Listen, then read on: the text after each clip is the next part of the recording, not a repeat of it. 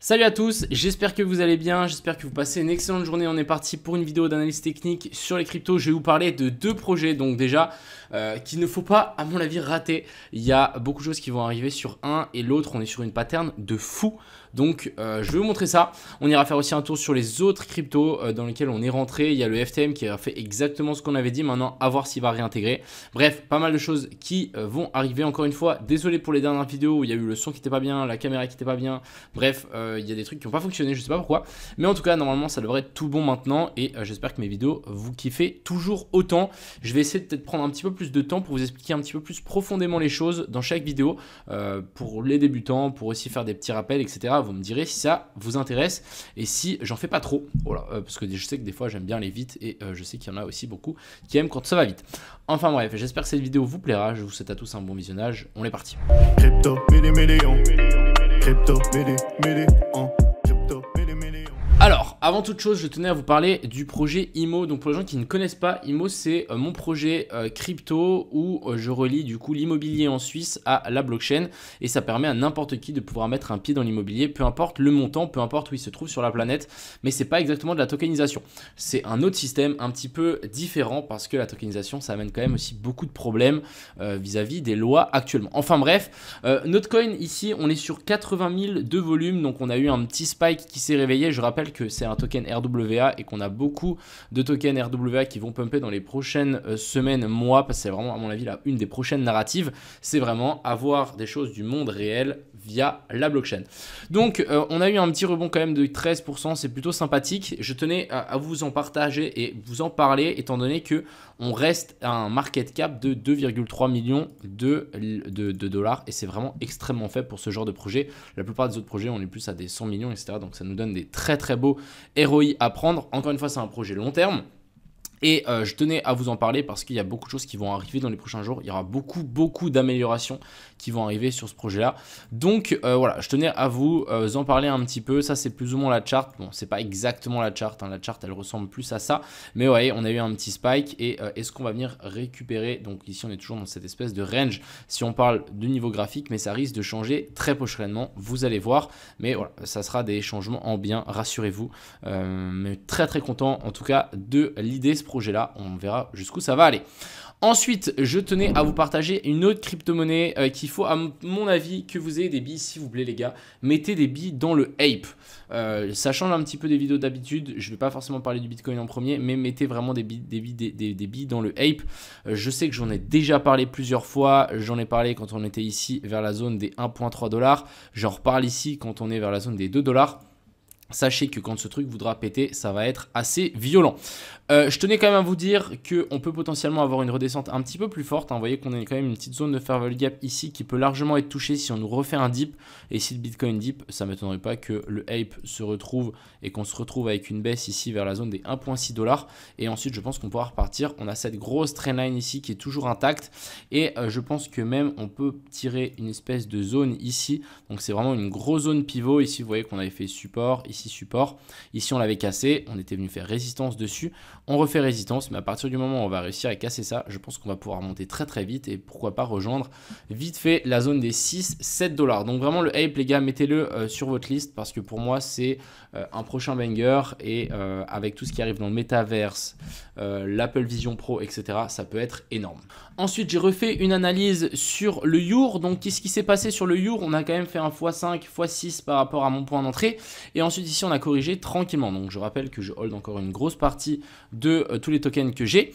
On a pour moi deux bornes assez intéressantes. Ici, on a la borne basse vers la zone des ici 14 centimes et on a la borne haute ici vers la zone des 21 centimes. Pour le coup, on a cassé la borne haute si je prends le bon chart. Donc là, on a réussi à casser cette borne haute. On est potentiellement en train de redescendre un petit peu maintenant à voir exactement où est-ce que elle est cette borne. Mais ce qu'on voudrait bien voir, c'est ici faire un petit retest sur ces niveaux-là et ensuite vouloir essayer de repartir. Personnellement, je pense que là, on est potentiellement sur un bottom, étant donné qu'on a cette grosse zone de fair value gap ici qui a été close finalement. Donc, on est venu combler toute la grosse zone de fair value gap qu'on avait laissée ici. Donc là, je pense vraiment qu'on pourra essayer de partir un petit peu plus haut. Si on parle ici d'un niveau chartisme et SMC Smart Money Concept, on peut voir que on vient de faire un nouveau plus haut. Donc, par rapport à celui-là, on a fait une clôture au-dessus de l'ancienne mèche. Plutôt bon signe. Donc, ça veut dire qu'on potentiellement, on valide cette Inversion structure, donc là on a la borne basse, déviation, on passe par-dessus. On fait une clôture au-dessus de ça, pourquoi pas redescendre, chercher donc la même borne qu'on a laissée ici, et ensuite pourquoi pas repartir assez fort. Donc pour le coup, le Yur je trouve assez intéressant comme point d'entrée. Encore une fois, faites attention, c'est un projet assez nouveau, donc on ne sait pas trop ce qui peut arriver, etc.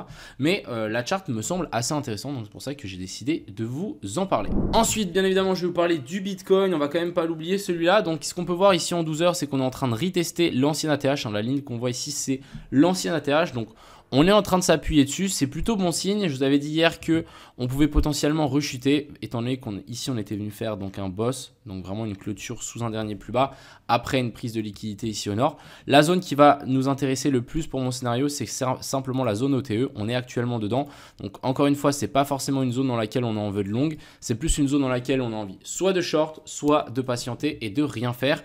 Ici, si on suit vraiment la théorie, on devrait potentiellement ici se faire rejeter et descendre un petit peu plus bas. Donc personnellement, je pense qu'on peut vraiment descendre plus bas. Après, si on regarde la pattern du point de vue ici en daily, je vais juste peut-être passer sur un autre graphique, celui-ci. On va pouvoir se rendre compte qu'on est simplement en train de venir s'appuyer sur la zone de Farewell Gap ici en daily et que pour le moment ça tient, donc c'est plutôt excellent. Après, si on regarde avec les zones de Fibo et les zones OTE, etc., on peut voir qu'on est toujours dans cette zone OTE, donc toujours une zone d'indécision. On veut soit une clôture ici au nord et ensuite on push vers le haut, soit ici on latéralise et on se pète la gueule sous ce lot-là, ce qui pourra nous donner une première confirmation et ensuite je pense qu'on pourra descendre un petit peu plus bas, ce qui pourra nous donner une très bonne entrée sur le Ape. Si on regarde du côté de l'Ethereum, donc on est vraiment passé ici en dessous, au-dessus de cette zone pivot, on est en train de nouveau s'appuyer dessus, donc à voir encore une fois jusqu'où on va descendre, mais si on regarde vraiment la structure en low time frame ici, ça reste haussier, on nous fait un nouveau plus haut, on corrige, je pense qu'on peut même corriger un petit peu plus bas pour pas venir chercher les zones d'order block qu'on a laissé juste ici en dessous et ensuite vouloir repartir, mais encore une fois ça dépendra beaucoup du Bitcoin et voilà, mais après l'Ethereum reste quand même plus bullish que le BTC. Continuons avec nos petites alts. Donc on a déjà le FTM qui est venu faire exactement ce qu'on avait prédit.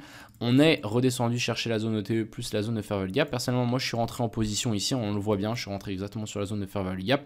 Maintenant, à voir si on va venir s'envoler vers le haut. Mais ça me semble plutôt clean comme déviation. Donc, à surveiller et on patiente. Ensuite, on a le fil qui nous donne quelque chose d'assez intéressant. Comme on peut le voir ici, on a laissé une zone de Fair Value Gap intacte juste là. Donc, je me dis que ça me semblerait pas déconnant de voir le fil, pourquoi pas rechuter sur ces niveaux-là, venir récupérer les liquidités qu'on a laissées ici en dessous, pourquoi pas même faire un triple tap par rapport à cette mèche-là et ensuite vouloir repartir. Je rappelle ici que le fil est toujours dans une structure haussière et que la mèche ici a tenu, donc c'est plutôt intact. Après, encore une fois, je vais vous montrer qu'on a quand même une petite poche de liquidité sur ces lots-là, donc on peut y revenir. Mais je pense que ça peut être assez intéressant de tenter quelque chose. Vous voyez qu'on a fait la petite inversion structure, ici on a notre cos et notre boss, donc ce serait peut-être le moment de revenir corriger et de venir récupérer la zone OTE qu'on a laissée ici intacte. Donc je vais vous la redessiner, mais en gros, entre la zone des 8.1 $ et la zone des 8.4, on a quand même notre zone OTE qui est toujours intacte. Donc pour moi, ça ferait quand même assez du sens de venir redescendre sur ces niveaux-là, de s'appuyer dessus et ensuite de vouloir repartir. Donc ça peut nous donner une très très belle entrée pour la suite. Petit tour sur le gala, il ne se passe pas encore grand chose, mais je me dis qu'on peut en continuer à descendre. Je rappelle que j'ai toujours notre ordre placé ici en dessous. D'ailleurs, je viens de me rendre compte que j'ai pas mis mon ordre sur le copy trading, que je vais aller mettre d'ailleurs. Mais nous faire une entrée ici parfaitement sur la zone des 6 centimes est toujours valable. Et pour finir, je tenais à vous parler un petit peu du projet Rainmaker. Donc c'est un projet d'Epine qui s'utilise donc l'intelligence artificielle et l'humain. Je trouvais ça assez intéressant. Je ne vais pas vous en parler en détail aujourd'hui. Je tenais juste à vous faire un petit point. Je vous mettrai les liens en description juste pour que vous puissiez aller check. Mais c'est un projet qui peut à mon avis bien perf dans les prochaines semaines et prochains mois. Le projet n'est pas encore sorti. Donc si vous voyez que vous pouvez l'acheter en pré-sale, je pense que ça peut être assez intéressant. Mais voilà, je tenais en tout cas à vous mettre le doigt dessus. Je pense qu'il y a très peu de gens qui en ont entendu parler.